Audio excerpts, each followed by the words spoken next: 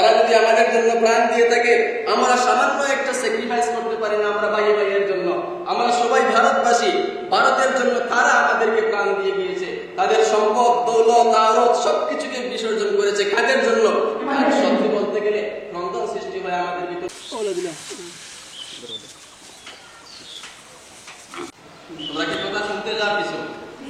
আমাদের এখানে ঐতিহাসিক একটা বিশেষ স্পট ছোটাল মানে নর্থ ইস্ট ইন্ডিয়া, উত্তর পূর্ব ভারতের মধ্যে দুইটা স্থান যে সিপাহী বিদ্রোহের জন্য জলক করা হয়েছিল, সেই দুইটি স্থানের মধ্যে আমরা একটি আর সরজমিনে একটা স্থানে উপস্থিত হয়েছি। এটা হলো মালেগড়। সরি, তোমরা সবাই কর্মভরে শ্রবণ করার চেষ্টা করো। মাত্র 2 মিনিটে আমি অনেকটা কিছু তোমাদেরকে এখানে ইতিহাসের একটা ব্যাকগ্রাউন্ড বলতে চাই।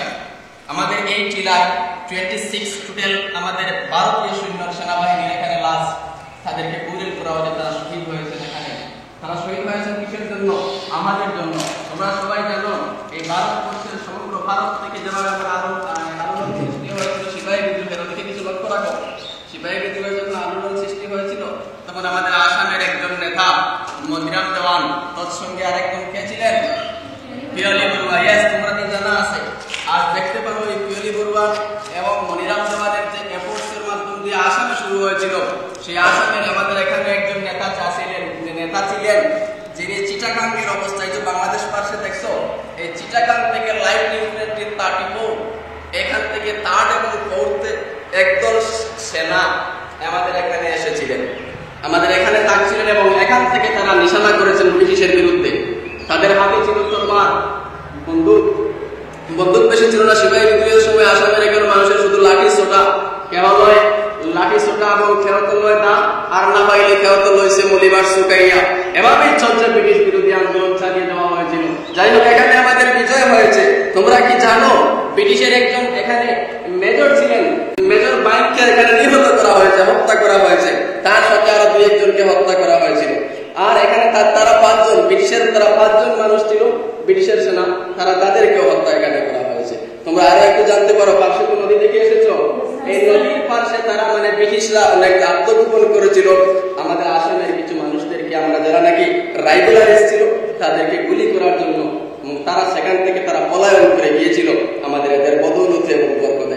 আমরা সবাই আমাদের এই দেশীয় এই বীর যোদ্ধাদের মানে শানে তাদের আত্মার পবিত্রতা কামনা করি এবং চিরশান্তি কামনা করি। আরে ভাই, ওরা কারা ছিল? আমরা যদি চিন্তা করতে যাই, আমি আমার ভাইকে সহায় করতে পারি না, আমি আমার বন্ধুকে সহায় করতে পারি না, প্রতিবেশী মা বাবাকে সহায় করতে আমরা পারি না, ব্যর্থ হই। তারা কিসের জন্য প্রাণ দিয়েছে? আমাদের জন্য প্রাণ দিয়েছে। কার জন্য প্রাণ দিয়েছে?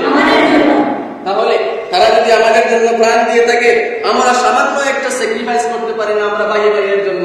আমরা সবাই ভারতবাসী, ভারতের জন্য তারা আমাদেরকে প্রাণ দিয়ে গিয়েছে, তাদের সম্পদ দৌলত আরত সবকিছুকে বিসর্জন করেছে। কাদের জন্য?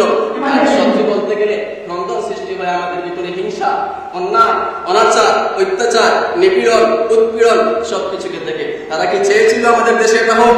তারা কি এখানে যুদ্ধরা কি চেয়েছিল? জুড়ে আওয়াজ দিয়ে বলো, তারা কি চেয়েছিল অন্যায় হোক? কোনো অবস্থাতে চায় নাই। তাহলে আমরা এই অন্যায় মুক্ত দেশ গঠন করতে হবে। আমরা মিলাবে যাবে না ফিরে এই মহামানবের সাগর থেকে। বোঝা গেল তো কথাগুলো? আমরা আমাদের কোঅপারেশন, কোঅর্ডিনেশন সবগুলাকে আমরা নিজে কম্প্রিহেন্ড করব এবং প্রত্যেকের সাথে ভালো আচরণের মাধ্যমে লিপ্ত হব। এবং আমরা ভারতীয় একটি, আমরা বিভিন্ন জাতি, বিভিন্ন গোত্র, বিভিন্ন বংশ, বিভিন্ন ধর্মের মানুষ, কাজেই বিভেদের মাঝে আছে মিলন মহান।